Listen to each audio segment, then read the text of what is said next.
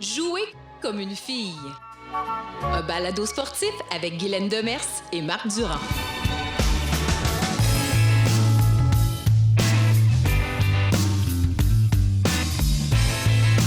Allô tout le monde, ici Marc Durand. Merci d'être là. Le balado sportif audio et vidéo propulsé par Égal Action. Aujourd'hui, la visibilité des sports féminins avec le spécialiste en marketing sportif, Ray Lalonde. Alors, Ray Lalonde, Guylaine, c'est un spécialiste en marketing sportif, diplômé de Penn State, fondateur de Billion Sports, chroniqueur expert avec RDS et Cogeco. On l'entend tous les matins avec Paul Arcand, entre autres. Mais il a aussi été impliqué, entre autres, directeur, le titre exact, je ne sais pas, mais au niveau de la NBA en Europe. Si tu as vu le documentaire The Last Dance, oui. Hein? Ben, au départ, là, à un moment donné, tu vois Jordan en France, mais il est là. OK. C'est un bon départ. Exactement. 10 ans avec le Canadien également, directeur marketing, président des Alouettes de Montréal. Bref, il connaît ça, le marketing sportif. C'est l'invité idéal pour nous. Jouer comme une fille, c'est spectaculaire, mais aussi, faut-il pouvoir le constater? Ray Lalonde, bonjour.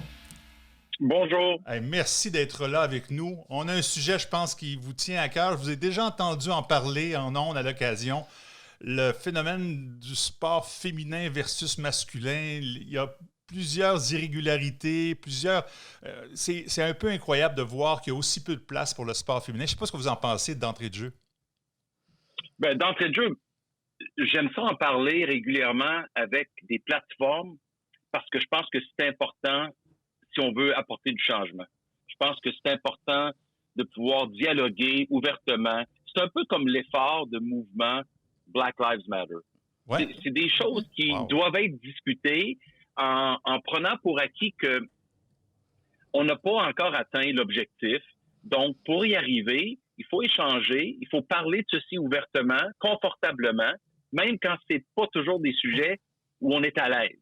Parce que je pense que c'est ça qui va briser les mythes et briser les espèces de préjudices qui existent, qui font en sorte que on a tendance à avoir déjà une mentalité puis une idée faite, préconçue de ce que le sport féminin peut représenter dans notre société aujourd'hui. Le sport, c'est un droit humain, c'est une opportunité égale, homme ou femme, jeune, moins jeune. C'est sûr qu'il y a des sports, des plateformes professionnels qui sont médiatisés, qui sont très commercialisés, qui valent beaucoup d'argent. Bien sûr qu'à un moment donné, il y a des choses qui ne peuvent pas nécessairement toujours être égales. Mais je pense que si on est pour poursuivre le progrès et apporter les ajustements dans notre façon de gérer, dans notre façon de percevoir le sport féminin, ben, il faut qu'on en parle. Au départ, est-ce que c'est une question de gros sous ou la qualité du spectacle, en gros, en général? Pourquoi 40% des athlètes sont féminins, mais 4% de ce qu'elles font sont à la télé? Pourquoi?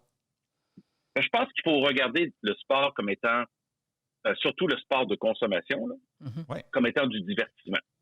Une fois qu'on accepte que le sport de consommation, où les gens là, payent de leur temps, de leur énergie, de leur argent pour consommer, là, il faut accepter que on est assujetti à l'impression que les gens ont du produit et la décision qu'ils prennent de comment ils vont gérer leur temps, leur émotion, leur argent.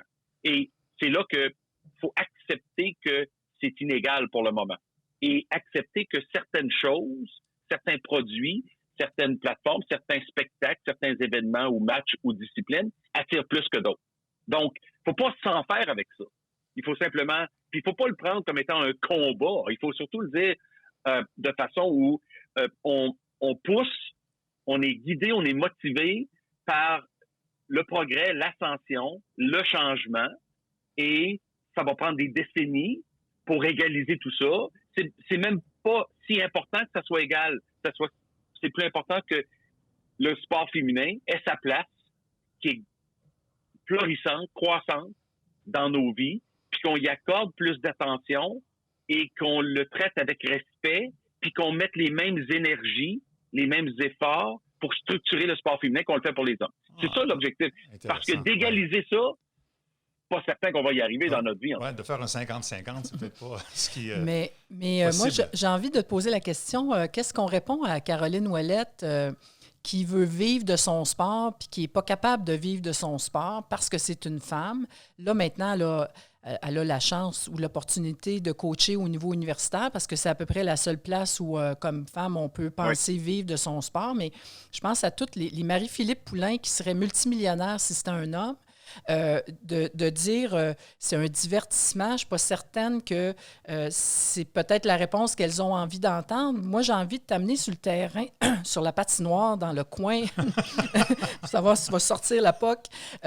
J'ai envie de savoir comment on peut ramener rapidement le sport professionnel. Puis là, je vais parler spécifiquement du hockey féminin parce que chez nous, au Canada, au Québec, c'est notre sport national et on a de plus en plus de filles, de femmes qui excellent. Puis là, on a les preuves, sont là. Mais comment ça se fait qu'on ne peut pas le voir aussi comme du divertissement, comme on va le voir du côté masculin? Où la graine dans l'engrenage? Mais c'est du sport de divertissement, bien sûr, du sport de consommation.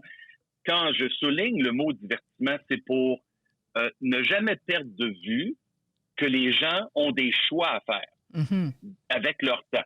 Tout le monde a 24 heures dans une journée. Puis à mesure que tu en réduis avec un peu de sommeil, un peu de travail, quelques repas, un peu d'exercice, quelques situations sociales, familiales, personnelles, à un moment donné, les gens ont des choix à faire, à savoir c'est quoi les heures qui restent pour se divertir. Puis là, aujourd'hui, pour tous les sports, hommes et femmes, masculins ou féminins, il n'y a jamais eu autant de difficultés et de défis pour les sports de trouver leur place. Ça n'a rien à voir avec le sport féminin en particulier, là, c'est tous les sports. Dans un monde où, dans notre téléphone intelligent, on a un écosystème à 30 secondes qui est au bout de nos doigts, qui peut tout faire pour nous dans une journée, et qui apporte autant du contenu que du divertissement que des distractions. Donc, pour garder les gens engagés, accrochés, connectés, c'est encore plus dur pour tous les sports aujourd'hui d'aller chercher un temps qui est très rare. Quand la vie n'a pas changé, on a encore nos corps humains pour fonctionner à chaque jour, mais on a 24 heures, puis on est limité, puis il faut faire des choix. Puis c'est là que c'est où qu'on accorde comme individu, chacun d'entre nous, du temps pour se divertir et quels sont les choix qu'on fait. Fait que ça, c'est juste une question de dire, si tu me dis, j'ai 5 restaurants à choisir, je dois en choisir un dans le temps pré-pandémie. Puis là, les 5 sont tous relativement égaux. Je vais faire un choix basé sur peut-être mon expérience dans le passé, peut-être le goût que j'ai ce soir-là en termes de menu, peut-être la qualité du service, peut-être l'emplacement, la distance à me rendre. Finalement, il y a plein de facteurs qui affectent. À un moment donné, je vais faire un choix. Mais les 4 autres, là, sont mis de côté. C'est pas parce que les 4 autres sont pas compétitifs, c'est parce que peut-être que ce jour-là, le choix que j'ai fait était basé sur des facteurs que moi seul, je peux contrôler. Donc, le sport féminin doit trouver sa place là-dedans. À savoir comment le sport féminin entre en compétition avec les autres sports disponibles, mais aussi avec, justement, un restaurant, un cinéma, un Netflix, mon téléphone intelligent, ma famille, une marche dehors, une marche avec mon chien, un peu de sport récréatif. Finalement, il y a tellement de choses devant nous avec 24 heures à faire. Oui, c'est très intéressant, mais effectivement, si tu as choisi un restaurant en particulier, c'est peut-être parce qu'il était meilleur vendeur. Puis ça m'amène peut-être sur une... On entend peut-être un des sports féminins les plus médiatisés, c'est le tennis. Hein? On connaît les joueuses, on le vit. Pourtant, il y a du tennis masculin aussi. Puis, mais tu sais, moi, honnêtement, je me demande s'il y a une différence en temps de code. Peut-être pas tant que ça. Mais je prends d'autres exemples. Golf, par exemple, ça ne fonctionne pas aussi bien du côté féminin. On se lance un défi à savoir est-ce qu'on connaît 3 joueuses dans le monde? Pas sûr qu'on le sait. Pourquoi ça fonctionne en tennis? Pourquoi ça ne fonctionne pas en golf, par exemple? Bien, c'est une excellente question. La première chose à distinguer dans le sport, tout sport confondu, là, c'est sport individuel versus sport d'équipe. Ouais. Bon. Après ça, puis là, je rentre pas dans masculin versus féminin, mais juste sport individuel versus sport d'équipe. Après ça, tu as sport traditionnel ou sport moderne.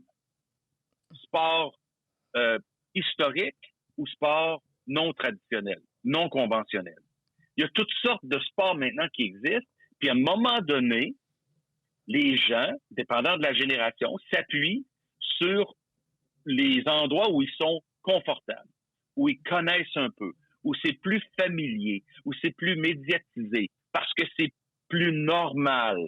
Tu sais, en Europe, le football américain, pour avoir travaillé en Europe longtemps, au basketball, mais aussi au football américain, pour la NFL Europe, ben, c'est un sport nouveau pour les Européens, malgré le fait que c'est le sport le plus populaire en consommation aux États-Unis.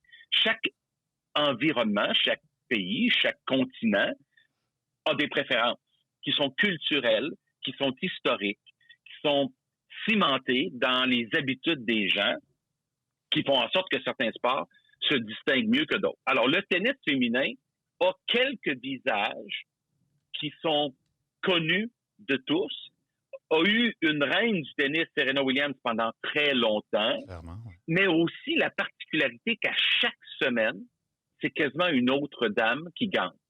Il y a jamais eu autant, c'est d'ailleurs impossible pour Serena Williams aujourd'hui de gagner parce que la compétition, c'est une vague de jeunes qui sortent d'une semaine à l'autre. On n'a qu'à penser à Roland-Garros où Iga Swiatek est arrivé de nulle part et soudainement pris le dessus sur le tennis mondial féminin.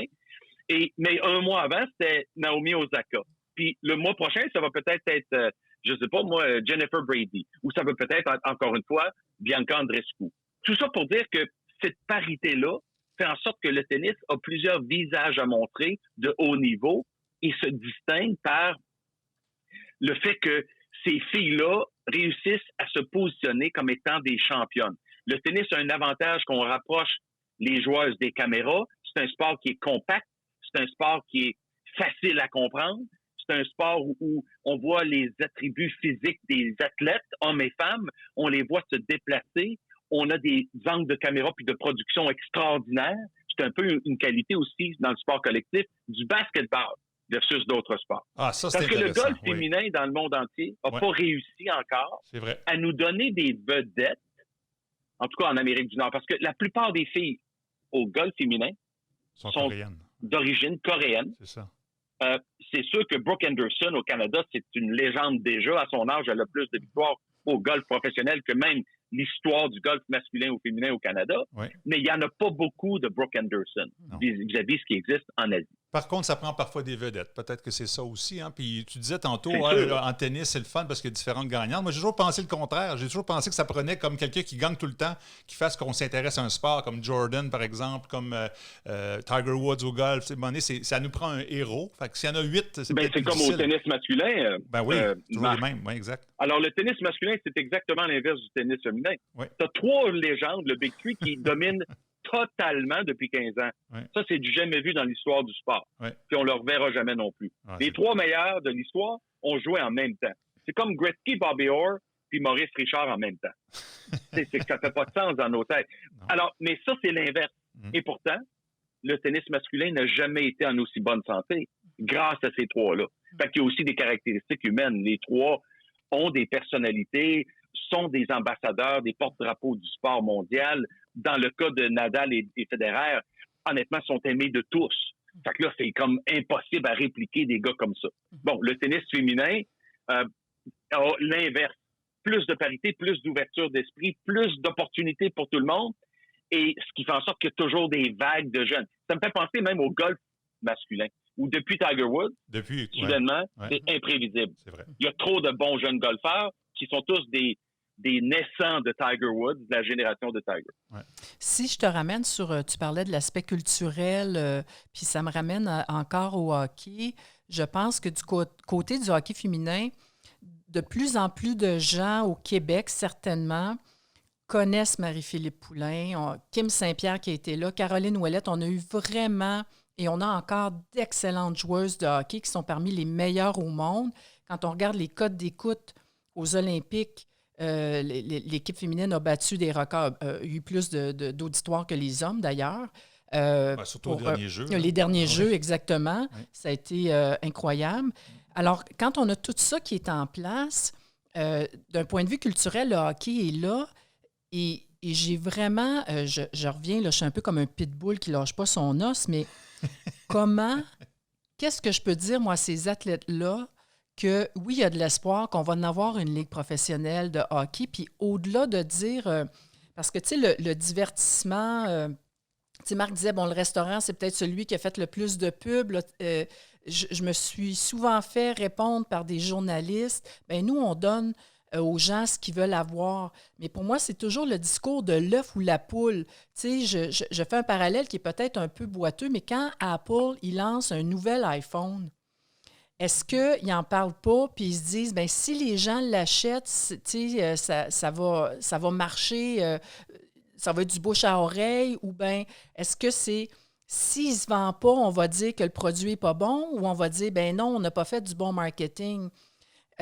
Alors, moi, je pense que un des problèmes, c'est que le sport féminin, le marketing n'est pas là. Puis pourquoi il n'est pas là? C'est pas le produit le problème. Tu sais, c'est un peu ça, cette discussion-là, que moi, à un certain moment, m'horripile, je vais le dire. Là, est-ce que c'est parce qu'on ne fait pas le marketing, qu'il n'y a pas de gens qui l'écoutent, ou bien on se dit, le monde ne l'écoute pas, fait qu'ils ne sont pas intéressés? Parce que c'est un peu ça que les journalistes me répondent. Bien, là, on va essayer de démêler tout ce que tu as dit, là, qui est très valable. Je vais attaquer le dossier marketing dans un moment, mais je vais revenir sur le dossier des vedettes québécoises au hockey féminin. Oui. C'est certain que lorsqu'on met pays contre pays dans un environnement patriotique, dans un sport national, là, tout le monde est derrière le pays, bien sûr. D'ailleurs, c'est ce qui fait la force des Américains. On vient de le voir encore avec Team USA qui a remporté la médaille d'or au championnat du monde junior. C'est rare des situations où pays contre pays, on évolue. Même le sport olympique, l'athlétisme, la natation, ben, c'est des sports individuels pays contre pays, mais on se bat pas nécessairement contre un autre pays. Quand tu arrives au sport collectif, comme le soccer, comme le hockey, comme le basketball, où il y a un suffisamment grand nombre de pays impliqués pour la compétition, ça fait en sorte que ça devient nationaliste, patriotique, puis là, on l'a dans le sang, puis là, on se réchauffe avec nos émotions et on suit de très près la performance, dans ce cas-ci, des filles au hockey féminin. Mm-hmm.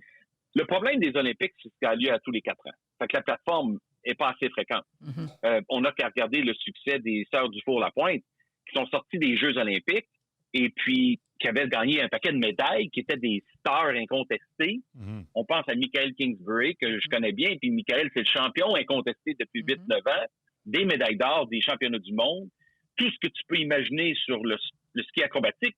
Michael Kingsbury, c'est la légende mondiale. Oui. Le problème de Michael, c'est qu'il évolue par rapport à ce que j'ai dit un peu plus tôt dans la conversation, dans un sport non traditionnel. Mm-hmm. Ça, c'est pas... Tu te lèves pas le jour de Noël comme enfant en disant « je veux des skis acrobatiques ». Non.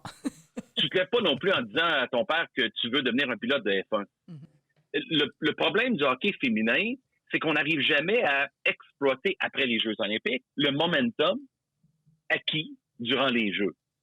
Fait que là, oui, c'est une question de marketing et de business et de modèle d'affaires qui fait en sorte qu'il n'y a pas de plateforme pour pouvoir prendre tout le momentum acquis.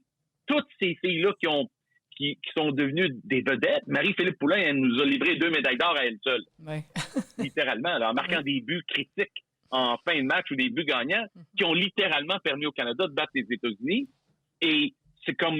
Mais elle évolue évoluait je pense à Boston University, et puis un peu dans l'ombre. Encore une fois, c'est une opportunité d'avoir une bourse d'études aux États-Unis qui vaut beaucoup d'argent, puis de pouvoir poursuivre sa carrière, puis jouer au niveau professionnel dans un programme si petit soit-il, mais elle a pu continuer, mais jamais à la hauteur de son niveau d'élite mondiale. Ça, c'est sûr. Et la réponse à ça, c'est qu'il manque de structure. Il manque de leadership de la part des ligues professionnelles hommes. Le succès du sport féminin va toujours passer par des décisions prises par des hommes. Je sais que votre temps est compté, puis on apprécie beaucoup vos commentaires jusqu'à maintenant. On a quelques questions qu'on ne veut pas éviter, puis justement, vous m'amenez sur la piste LNH versus NBA. On a un bel exemple, je pense, d'une ligue masculine qui a embrassé le fait que les femmes jouent au basketball et les récentes décisions qui ont été prises, les salaires, les congés de maternité, tout ça, font que la WNBA commence à être une ligue majeure, sérieuse. Le hockey aurait intérêt à faire la même chose. Je rejoins un peu les propos de Guylaine. On s'intéresse beaucoup au hockey au Canada. Pourquoi le hockey n'a pas embarqué là-dedans? Bon, la WNBA, c'est la 6e ligue la plus importante en Amérique du Nord, parmi les ligues professionnelles. Bravo. Et ça, c'est le hockey de la Ligue nationale est 4e. Donc, ils sont pas bien loin. Bon. La MLS est 5e, puis la WNBA. La WNBA, j'étais là en 1997 avec la Ligue lorsqu'on a lancé la WNBA. Oui. Et Val Ackerman, qui était la commissaire à l'époque, était une avocate qui travaillait dans les bureaux de la NBA comme adjointe spéciale à David Stern. Était là dans le poste qui a été par la suite comblé par Adam Silver, qui est maintenant le commissaire de la NBA. Alors, Val Ackerman, qui est maintenant commissaire de la conférence Big East au sport universitaire NCAA, c'est pas peu dire, là. Dans toute notre conversation d'aujourd'hui, faut pas oublier une chose, c'est qu'il y a eu énormément d'opportunités nouvelles depuis une dizaine d'années créées pour les femmes dans le sport, dans les prises de décision. Que ce soit Kim Ng avec les Marlins de Miami au baseball, que ce soit des Becky Hammon qui va être la première femme officiellement très bientôt à être entraîneur-chef d'une équipe professionnelle parmi les 4 grandes ligues avec les Spurs de San Antonio. Clairement. Peut-être pas avec cette équipe-là comme poste, mais ce que je veux dire par là, c'est qu'il faut pas perdre de vue que les femmes progressent. Et on s'en va dans la bonne direction. Et au niveau décisionnel, ça aussi, ça compte. Il y a des femmes propriétaires, il y a des femmes présidentes, il y a des femmes vice-présidentes dans des sports d'hommes. Ça, c'est important. C'est très important. Pour revenir à la WNBA, ce qu'il faut souligner, c'est que David Stern, lui, voulait, ça fait partie de son legs. C'est pour ça que c'était de loin le visionnaire de sport le plus extraordinaire de la planète depuis 50 ans. Parce que lui, la globalisation du sport, il l'a vu 20 ans avant les autres. Ce que Gary Bettman fait aujourd'hui, David Stern a vu ça dans sa soupe il y a 30 ans. Il travaillait pour lui. Ce que David Stern a fait, c'est qu'il a lancé la WNBA en disant aux équipes, vous allez payer la facture. Vous allez encourager le sport au féminin. On va mettre en place une infrastructure qui va permettre à des jeunes filles de grandir et rêver à faire du sport professionnel et possiblement aller dans le monde entier, représenter leur pays aussi. On va attirer les meilleures joueuses du monde, comme ils l'ont fait.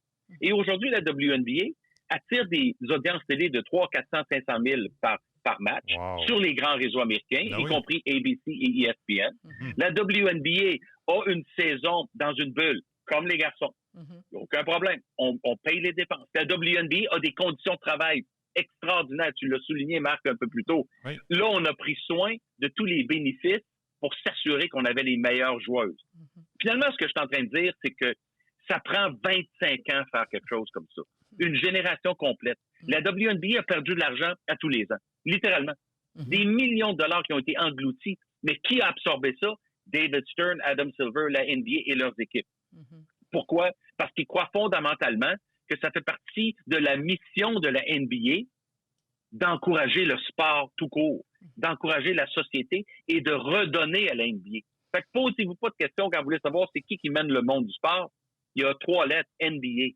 Puis les autres suivent. Et je le dis avec toute objectivité. C'est parce qu'à chaque fois qu'on a un signe quelconque dans la vie, dans la société, le leader en avant de la parade, c'est toujours la NBA. Et la WNBA, c'est l'exemple que la NHL doit emprunter. Sortir le chéquier, payer pour la structure, mettre des gestionnaires professionnels, hommes, femmes de la NHL, en charge de la WNHL qu'il devra avoir.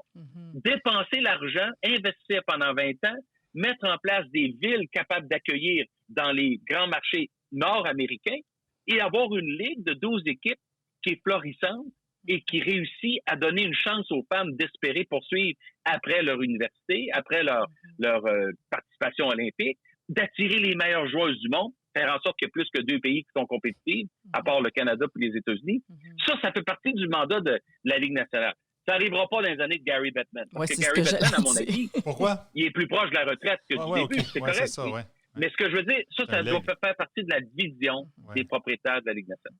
Très intéressant. Écoute, je voudrais juste finir avec une dernière question parce que dans mon engagement pour l'avancement du sport féminin, de plus en plus, on va parler des hommes comme alliés pour faire avancer la cause, puis je pense qu'on ne peut pas s'en sortir si ce n'est pas le cas, parce que le sport est encore dirigé majoritairement par les hommes. Et j'aimerais juste entendre justement sur ce rôle-là, parce qu'on espère, marquez-moi, que ce n'est pas juste des femmes qui vont écouter notre balado, même si ça s'appelle « Jouer comme une fille », et que des hommes comme toi puissent peut-être parler à d'autres hommes et nous dire comment tu le vois, ce rôle-là, puis qu'est-ce qui fait que des hommes, à un moment donné, vont se lever puis ils vont la prendre la parole pour le sport féminin? Bien, comme tu le sais, honnêtement, dans la mesure que c'est possible pour moi, je rate jamais une occasion de parler de ce sujet-là. J'ai participé avec intérêt puis enthousiasme à cette conversation aujourd'hui à cause du sujet. Parce que des demandes de participation à des podcasts, des entrevues, j'en reçois régulièrement. Je les accepte pas tous parce que je veux pas non plus parler de choses qui me passionnent pas. J'aime parler des choses qui me passionnent. Alors, moi, je crois fondamentalement que plus de femmes qui jouent puis qui participent, qui ont une plateforme puis une opportunité de jouer professionnellement, gagner leur vie, puis on a une structure qui part des toutes petites jusqu'aux femmes plus expérimentées, c'est bon pour le sport, c'est bon pour la société, puis c'est bon pour la vie, puis c'est bon pour l'humanité. Point final. Je regarde pas la séparation entre hommes et femmes, sachant très bien, je sais que les sports d'hommes ont une longueur d'avance sur les sports de femmes, bien sûr. Mais la seule façon d'y revenir, je reviens à mon tout début, c'est d'en parler, puis c'est d'échanger à ce sujet-là. Alors, je pense que ce que ça va prendre, c'est que des ligues s'engagent, parce qu'ils ont les moyens financiers, à soutenir ce qui va être nécessaire comme structure, puis que des hommes dirigeants acceptent que ça va faire partie de leur mandat, leur mission, puis que les entreprises commerciales se décident eux aussi à avoir pas juste un objectif mercantile. Ah, ben là, on investit là parce que c'est populaire, puis il y a de l'argent, puis il y a des audiences. Ben non, il faut qu'il y ait un objectif de société humanitaire. Il faut qu'il y ait un objectif de communauté pour développer. Il faut qu'ils investissent. Il ne faut pas juste faire des choses, dépenser de l'argent parce qu'on va en faire. Il faut dépenser de l'argent parce que c'est nécessaire de le faire. Et il ne faut pas toujours s'attendre à ce que ça nous revienne en dollars. Il faut se rappeler que c'est ça, le leg de quelqu'un puis d'une entreprise, c'est de dire j'y crois, on investit, point à la ligne. Il ne faut pas toujours dire ouais, mais ça ne va pas payer, on ne va pas vendre plus de produits, on ne va pas driver plus de trafic. Non, c'est pas la bonne raison, ça. Pas en 2020. Écoute, je pense que tu vas avoir la première étoile du match de ce soir. Ça a été vraiment un plaisir et je vais sûrement te relancer à certains moments, mais parce qu'on a clairement besoin d'hommes alliés qui vont faire, c'est ça, brasser un peu les colonnes du temple. Oui, effectivement. Merci infiniment, Ray Lalonde, pour cette participation. On est conscient que tu es très sollicité. Alors, un double merci pour cette participation. Naturellement, on peut continuer à te suivre sur RDS et également à Cogeco, entre autres au 98.5 avec Paul Arcand. Alors, merci infiniment, Ray, puis continue ton bon travail. Oui, merci. Merci beaucoup à vous pour l'invitation. Bonne chance, on continue ensemble. Okay, merci. Au revoir. Wow, hein? Oui. Écoute, on aurait pu passer 2 heures. Parce qu'il y avait des sous-questions qui me venaient à chaque fois. Écoute, j'ai pris une liste, c'est ça, une liste de questions. Puis tout à l'heure, avant qu'on commence hors onde, je disais à Marc, mais peut-être qu'on est pris ensemble pour les 5 prochaines années. Puis peut-être que ça finira. Notre dernier podcast de notre vie, ce sera peut-être parce qu'il y a 3 ligues professionnelles féminines qui sont en route et qu'on quitte pour aller voir un match. Bien, ce serait intéressant, une mise en jeu officielle au centre Vidéotron. Mais il y a tellement de possibilités. Puis je pense que les gens s'en rendent compte. Puis l'exemple de la NBA est très bon parce que la WNBA, 6e ligue majeure en Amérique du Nord. Là. Donc, il y en a d'autres là, qui sont derrière, la Ligue américaine de hockey, whatever, nomme-les. Là. Ils ne sont pas là. C'est les femmes qui ont pris la place. Pourquoi pas hockey? Il y a tellement d'autres sujets dont on va pouvoir parler au fil des podcasts également. Et celui-là était vraiment intéressant. On va parler également des ligues, par exemple, féminines, des opportunités en Europe. Il n'y en a pas beaucoup ici. Quand je pense basket, volleyball, water polo, handball, ça se joue là-bas. Les femmes peuvent gagner leur vie là-bas. Tout à fait. En Australie, en rugby aussi. Nous, ici, c'est comme, oublie ça, là, ça n'existe pas. Non, on est vraiment plusieurs années derrière. Dans certains pays, certains sports. Oui. Mais absolument. C'est très intéressant. WTSN, c'est un autre sujet, je voulais parler avec lui, mais pendant 2 ans, TSN a lancé une télévision 100% féminine. Ça a duré juste 2 ans. Oui, mais on l'explique, hein? En fait, ils ont été trop avant-gardistes. C'était peut-être trop tôt, hein, il y a 20 ans. C'est quand que ça a parti, là, la seule façon d'être abonné, c'était si tu avais une soucoupe. T'sais, si on retourne là, c'est quasiment il y a 20 ans. Là. C'est vraiment il y a 20 ans, c'est en 2001-2002. Et ça te prenait une soucoupe. Déjà, on éliminait un paquet d'auditeurs potentiels. La deuxième erreur importante, c'est qu'il fallait que tu payes. Si tu t'abonnais à TSN, WTSN ne venait pas avec. Il fallait que tu payes en plus pour avoir WTSN. Fait que ça aussi, fait que là, tu as une deuxième prise. Là. Ouais. Alors déjà, on élimine plein de gens. Si tu n'as pas, il faut que tu payes le surplus, alors que si en t'abonnant à TSN, si tu avais eu WTSN, ça aurait changé la donne. J'ai eu le privilège de parler avec la présidente, celle qui a démarré ça, qui était là au début. Oui. Puis, écoute, c'était une première mondiale. On était avant-gardiste, bien avant ESPNW. On était vraiment en avance là-dessus. On fera une pause. Oui, on fera une pause. Oui, allô? Oui, bonjour, Marc. Oh, il est peut-être accroché. Oui, OK. Oui, tu m'entends-tu? Est-ce que tu m'entends? Allô? Êtes-vous là, M. Lalonde? Oui, je suis là. Est-ce que tu m'entends? Oui, très bien. OK. Bon, parce que j'essayais d'intervenir, je vous entendais parler, puis... Ah, OK. Non, mais c'est correct. Là. C'est donc gentil. Oui, non, mais c'est parce que je voulais juste conclure avec vous, là, d'abord, pour vous remercier de m'avoir invité, puis deuxièmement, de vous dire là, que j'écoutais votre conversation rapidement, là, sans indiscrétion, vous en faites pas. Ce que je veux dire, c'est que, évidemment, l'intérêt de ce sujet-là, c'est d'y revenir régulièrement. Puis, plus on va revenir régulièrement, ça va devenir quelque chose avec lequel on compose à tous les jours, qui va être accepté par monsieur, madame, tout le monde dans la société. Ils vont commencer à développer de la curiosité, ils vont commencer à porter de l'attention. Puis, c'est comme ça qu'on fait des pas vers l'avant. C'est d'en parler souvent. Puis, le progrès des femmes, pour terminer, dans le côté business, dans le côté administratif, faut jamais rater l'occasion d'en parler aussi parce que c'est quand même des pas de géants là, que des femmes aient des postes dans des sports d'hommes. Oui. Ça veut dire qu'on fait confiance aux femmes, on leur donne la chance, on arrête de regarder si c'est un homme ou une femme, on y va pour le talent, les compétences puis le potentiel, point final. Clairement. Ça, déjà, là, c'est un pas de géant qui va soutenir la cause pour le sport féminin parce que ça veut dire qu'il y a des femmes qui vont pouvoir influencer, elles aussi, les prochains choix d'investissement dans le sport. Puis ça risque d'aller plus du côté des femmes. Fait que ça, faut toujours élargir le sujet pour garder les gens engagés puis parler. Parce que si on est trop pointu sur un seul sujet, hockey féminin au Canada, on perd l'occasion de parler de tout le progrès réalisé sur la planète. C'est vrai. Mais voyez-vous, le podcast qu'on a actuellement, Jouer comme une fille, c'est justement pas de blâmer quelqu'un, puis ça va donc bien mal. Absolument. Ça a toujours été ça. Le but, c'est d'être, hey, qu'est-ce qu'on a fait de bien depuis? Qu'est-ce qu'on peut améliorer? Puis comment on peut le faire également? Puis je pense qu'on a eu quelques réponses avec votre participation. Puis oui, c'est là pour ça, Jouer comme une fille. C'est un podcast pour faire évoluer les choses. Et puis, je pense que ce sera bénéfique, j'en suis convaincu. Parfait. Hey. Alors, ça m'a fait plaisir. Merci encore pour l'invitation. Bonne chance. Hey, merci Guylaine. Merci encore. Merci, Marc. Merci, Ray-Bye. Au revoir. Bonne journée. Au revoir. Au revoir. Hey, ça, c'est du direct, hein? Ah, ben, c'est fantastique.